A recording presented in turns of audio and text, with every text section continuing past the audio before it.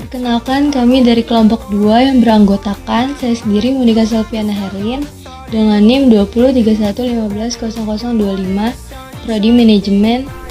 Halo, perkenalkan nama saya Elizabeth Gracia Firunanaku, NIM 2031150034. Perkenalkan, nama saya Elizabeth Utapea dengan NIM 2031150080.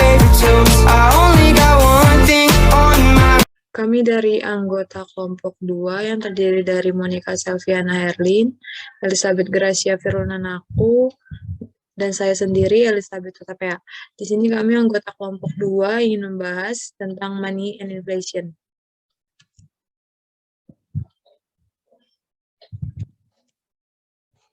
Uang. Apa sih itu uang? Jadi bagi seorang ekonom, uang tidak mengacu pada semua kekayaan, tapi hanya satu untuk jenisnya. Di sini, uang adalah saham aset yang dapat dengan mudah digunakan untuk melakukan transaksi. Dan secara kasar juga, dolar di tangan pabrik membentuk stok uang negara. Di sini fungsi uang ada 3. Yang pertama adalah sebagai penyimpan nilai. Nah, di sini uang diartikan adalah cara untuk mentransfer daya beli dari sekarang ke masa depan. Orang memegang uang karena mereka dapat menukarnya dengan barang dan jasa pada suatu waktu di masa depan. Dan yang kedua itu sebagai unit akun. Uang menyediakan persyaratan di mana harga dikutip atau utang dicatat. Dan ekonomi mikro sendiri mengajarkan kita bahwa sumber daya dialokasikan sesuai dengan harga relatif, harga barang relatif terhadap barang lain, namun toko memposting harga mereka dalam dolar dan sen. Jadi di sini uang adalah tolak ukur yang dengannya kita mengukur transaksi ekonomi. Dan yang ketiga, sebagai alat tukar. Di sini artinya uang adalah apa yang kita gunakan untuk membeli barang dan jasa. Catatan ini adalah alat pembayaran yang sah untuk semua utang, pabrik dan swasta. Lanjut, untuk lebih memahami fungsi uang, coba bayangkan, ekonomi itu tanpa itu ekonomi barter. Di dunia seperti itu, perdagangan membutuhkan kebutuhan ganda dari keinginan. Kebetulan yang tidak mungkin dari dua orang masing-masing memiliki barang yang diinginkan orang lain pada waktu dan tempat untuk melakukan pertukaran. Jadi ekonomi barter hanya memungkinkan transaksi sederhana. Uang membuat lebih banyak transaksi tidak langsung jadi mungkin. Dalam ekonomi modern yang kompleks, perdagangan biasanya tidak langsung dan membutuhkan penggunaan uang. Jenis-jenis uang. Di sini jenis uang yang tidak memiliki nilai intrinsik disebut uang fiat, karena ditetapkan sebagai uang dengan keputusan pemerintah atau fiat. Di sini uang fiat adalah norma di sebagian besar ekonomi saat ini, tetapi sebagian besar masyarakat di masa lalu telah menggunakan komoditas dengan beberapa nilai intrinsik untuk uang itu. Jenis uang ini disebut uang komoditas. Contoh yang paling umum adalah emas. Ketika orang menggunakan emas sebagai uang atau menggunakan uang kertas yang dapat ditukarkan dengan emas, ekonomi dikatakan berada pada standar emas. Jadi di sini emas adalah bentuk uang komoditas karena dapat digunakan untuk berbagai keperluan, perhiasan, tambahan gizi, dan sebagainya, serta untuk transaksi. Standar emas adalah umum di seluruh dunia selama akhir abad ke-19. Lanjut ke perkembangan uang fiat.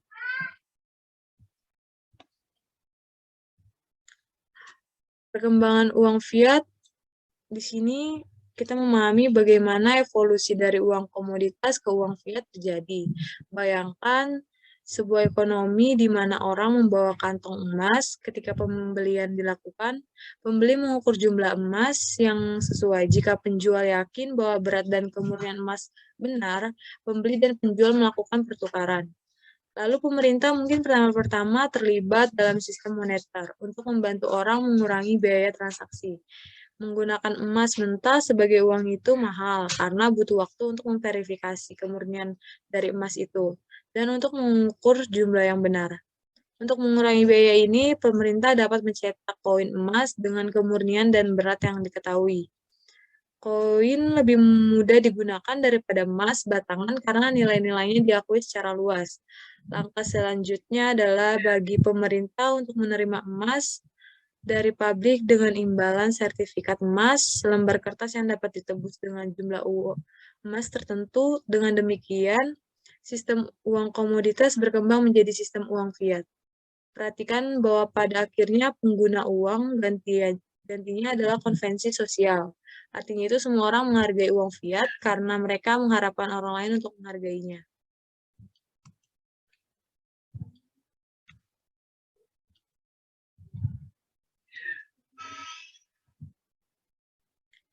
Di sini bagaimana jumlah uang dikendalikan, artinya itu jumlah uang yang tersedia dalam suatu ekonomi disebut jumlah uang yang beredar. Dalam sistem uang komoditas, jumlah uang beredar hanyalah jumlah komoditas itu. Dalam ekonomi yang menggunakan uang fiat seperti kebanyakan saat ini, pemerintah mengendalikan pasokan uang, pembatasan hukum memberi pemerintah monopoli atas pencetakan uang tersebut.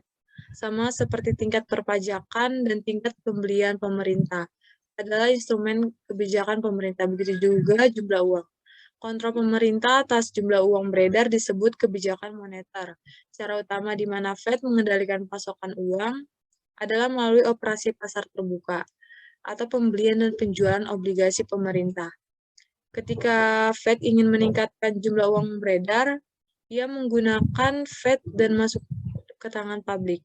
Pembelian meningkatkan jumlah uang yang beredar, sebaliknya ketika Fed ingin mengurangi jumlah uang beredar, ia menjual beberapa obligasi pemerintah dari portofolionya sendiri.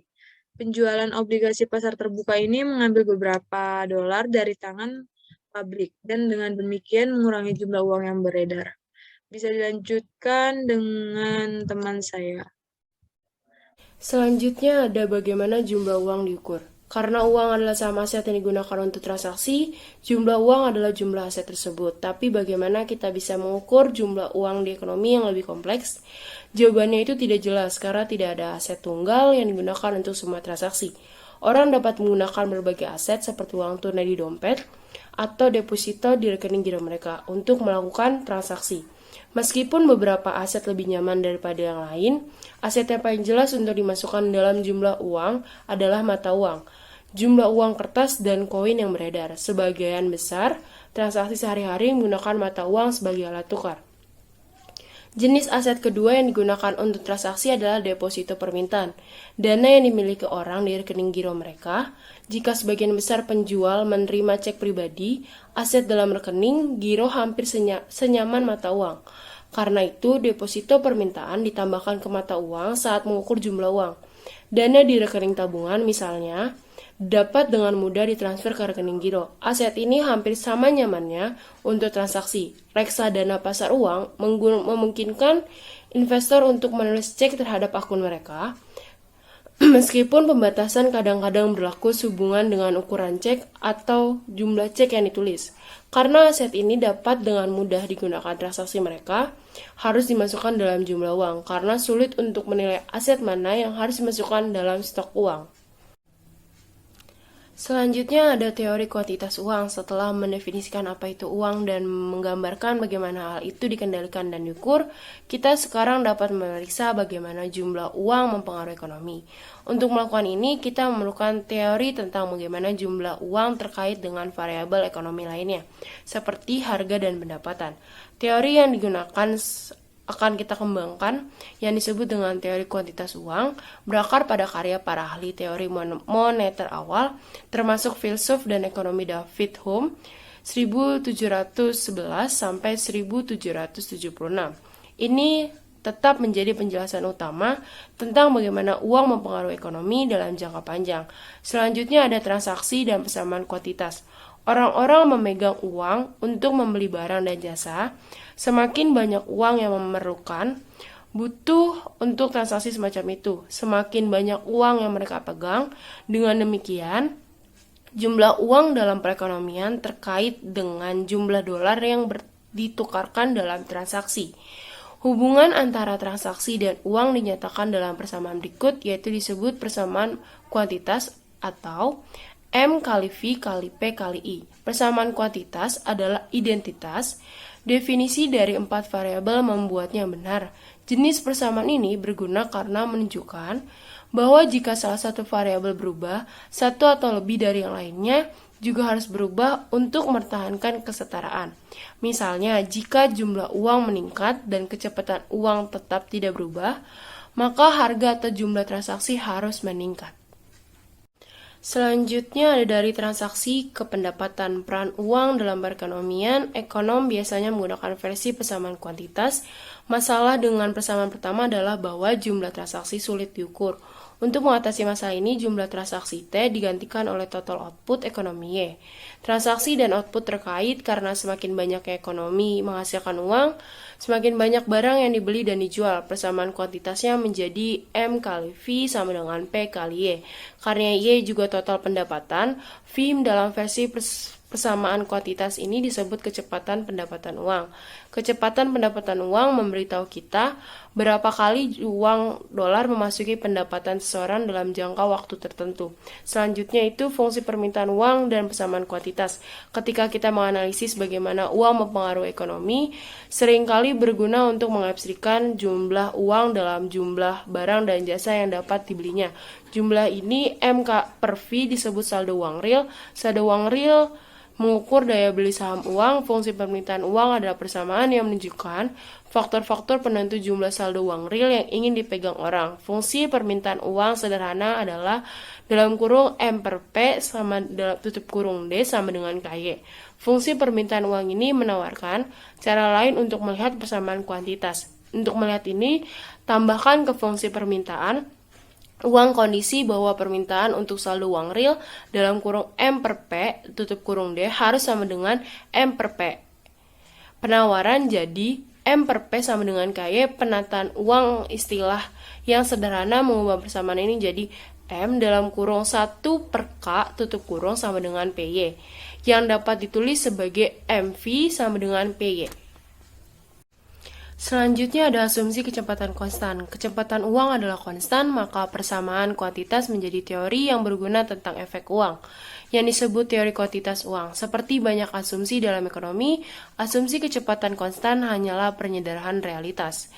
Kecepatan memang berubah jika fungsi permintaan uang berubah, oleh karena itu mari kita asumsikan bahwa kecepatan adalah konstan dan melihat apa asumsi ini menyeratkan tentang efek dari jumlah uang yang beredar pada perekonomian. Dengan asumsi ini termasuk persamaan kuantitas dapat dilihat sebagai teori tentang apa yang menentukan PDB nominal. Persamaan kuantitasnya menyatakan MV per sama dengan PY.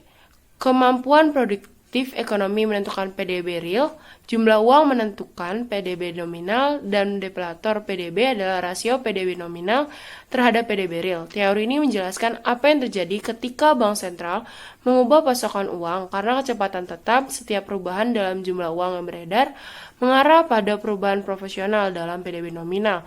Karena faktor produksi dan fungsi produksi telah menentukan PDB real, PDB nominal hanya dapat menyesuaikan jika tingkat harga berubah. Oleh karena itu, teori kuantitas menyeratkan bahwa tingkat harga sebanding dengan jumlah uang beredar. Karena tingkat inflasi adalah persentase perubahan dalam tingkat harga, teori tingkat harga ini juga merupakan teori tingkat inflasi. Dengan demikian, teori kuantitas uang menyatakan bahwa bank sentral yang mengendalikan jumlah uang beredar memiliki kontrol tertinggi atas tingkat inflasi. Jika bank sentral menjaga uang beredar stabil, tingkat harga akan stabil. Jika bank sentral meningkatkan jumlah uang beredar dengan cepat, tingkat harga akan naik dengan cepat. Selanjutnya ada Seigno-Rege atau pendapatan dari mencetak uang. Pemerintah dapat membiayai pengeluaran dengan 3 cara. Yang pertama, dapat meningkatkan pendapatan melalui pajak seperti pajak penghasilan pribadi dan perusahaan. Kedua, dapat meminjam dari masyarakat dengan menjual obligasi pemerintahan. Dan yang terakhir, bisa mencetak uang. Selanjutnya ada efek Fisher. Suku bunga nominal adalah jumlah suku bunga real dan tingkat inflasi. Titik 2, I sama dengan R tambah P. Persamaan yang ditulis dengan cara ini disebut dengan persamaan Fisher. Setelah ekonom Irving Fisher 1867 sampai 1947, Setelah kita memisahkan suku bunga nominal menjadi dua bagian ini, kita dapat menggunakan persamaan ini untuk mengembangkan teori yang menjelaskan tingkat bunga nominal, hubungan 1:1 antara tingkat inflasi dan suku bunga nominal disebut dengan efek Fisher. Selanjutnya ada dua suku bunga nyata dan nominal. Suku bunga yang dibayarkan bank disebut dengan suku bunga nominal, dan peningkatan daya beli disebut dengan suku bunga real. Jika saya menunjukkan tingkat bunga nominal adalah tingkat bunga real dan P sama dengan tingkat inflasi, maka hubungan antara ketiga variabel ini dapat ditulis sebagai R sama dengan I kurang P. Suku bunga real adalah perbedaan antara suku bunga nominal dan tingkat inflasi. Selanjutnya ada dua suku bunga real, ex ante dan ex post. Membedakan antara dua konsep suku bunga real yang diharapkan peminjam dan pemberi pinjaman ketika pinjaman dibuat yang disebut dengan bunga real ex ante, dan suku bunga real yang benar-benar direalisasikan yang disebut dengan ex post real interest rate. Suku bunga real ex ante adalah I kurang XP dan ex post real interest rate adalah I kurang P. Kedua suku bunga real berbeda ketika inflasi aktual P berbeda dari inflasi yang diharapkan EP. Suku bunga nominal hanya dapat menyesuaikan dengan inflasi yang diharapkan. Efek Fisher lebih tepat ditulis sebagai I sama dengan R ditambah EP. Selanjutnya akan dilanjutkan oleh teman saya. Biaya memegang uang. Suku bunga nominal adalah biaya peluang memegang uang, yang artinya adalah uang daripada obligasi permintaannya untuk saldo uang real tergantung pada tingkat pendapatan dan pada tingkat bunga nominal. Kami menulis fungsi permintaan uang umum sebagai berikut, yaitu dalam kurung M per P tutup kurung D sama dengan I besar dalam kurung I kecil dikali Y tutup kurung.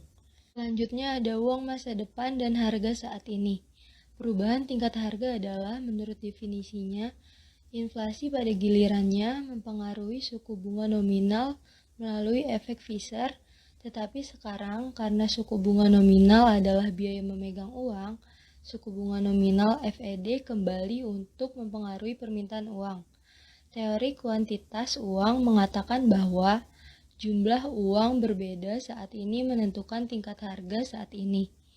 Jika tingkat bunga nominal dan tingkat output tetap konstan, tingkat harga bergerak proporsional dengan jumlah uang yang beredar.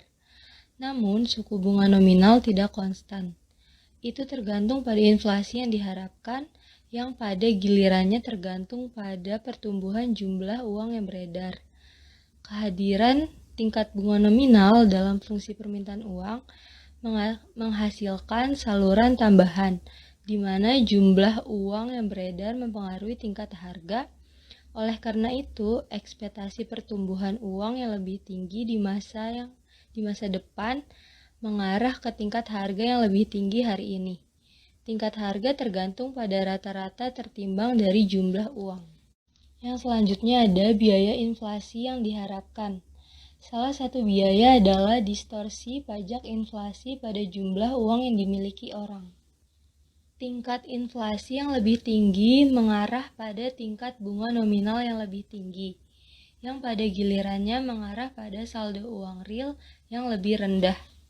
Biaya inflasi kedua muncul karena inflasi yang tinggi mendorong perusahaan untuk mengubah harga yang diposting lebih sering.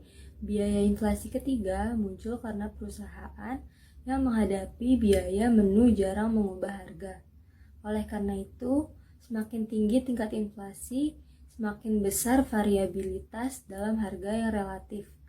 Inflasi dapat mengubah kewajiban pajak individu, seringkali dengan cara yang tidak diinginkan oleh anggota parlemen. Biaya inflasi kelima adalah ketidaknyamanan hidup di dunia dengan tingkat harga yang berubah.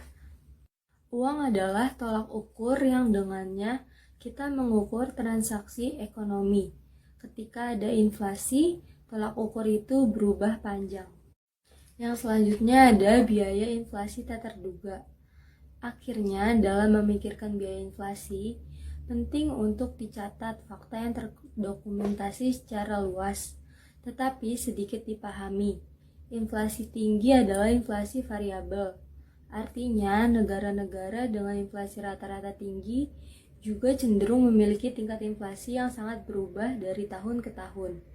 Implikasinya adalah bahwa jika suatu negara memutuskan untuk mengejar kebijakan moneter inflasi tinggi, kemungkinan harus menerima inflasi yang sangat bervariasi juga. Selanjutnya ada hiperinflasi. Hiperinflasi sering didefinisikan sebagai inflasi yang melebihi 50% per bulan yang hanya lebih dari 1% per hari. Biaya hiperinflasi. Sistem pajak juga terdistorsi oleh hiperinflasi, tetapi dengan cara yang berbeda dari distorsi inflasi moderat. Dalam sebagian besar sistem pajak ada penundaan antara waktu pajak dipungut dan waktu itu benar-benar dibayarkan kepada pemerintah.